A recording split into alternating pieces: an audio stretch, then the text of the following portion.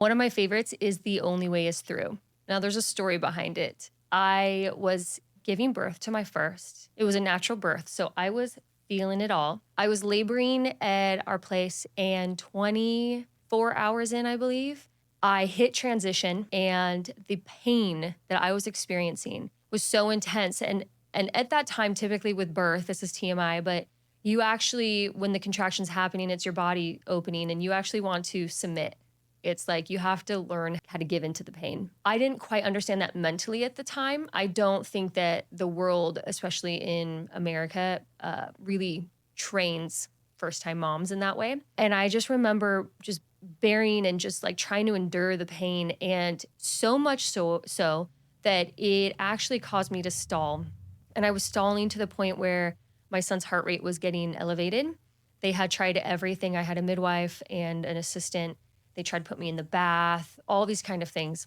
Then about 2 or 3 hours into that, I started to actually close back up. Now, this is actually a really beautiful thing. The fact that we as humans and even animals do this is that if we don't feel safe, we actually have the ability to suck the baby back in. Some animals do that in the wild. So I felt like a failure at the time. Now looking back, I can see that as like, wow, like my body was doing some pretty epic things to try to protect itself. But it was really discouraging at the time.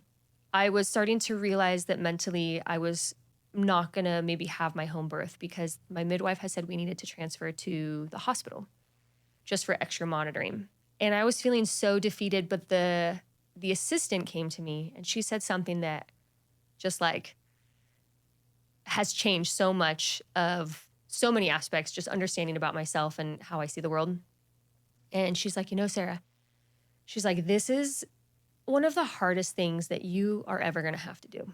She's like, this sucks what you're experiencing right now and the pain. And she's like, but unfortunately, the only way this ends is if you push the baby out. She's like, this is your birth, your child. You have, like, you got to get this done, kind of thing. And as soon as I heard that, I have never, I think, needed until that point in my life to truly take ownership of something. Like literally, like I had to do this, not my husband at the time, not the assistant, not the midwife. It was really all on me. And I had to go through all the pain in order to have it be done. Anyway, so what's crazy is we transferred to the hospital and within an hour, I opened up, pushed the baby out naturally, and it was a beautiful birth story. But I really think it was that mental shift that as soon as my brain was like, you have to go through it, that's actually what got things done.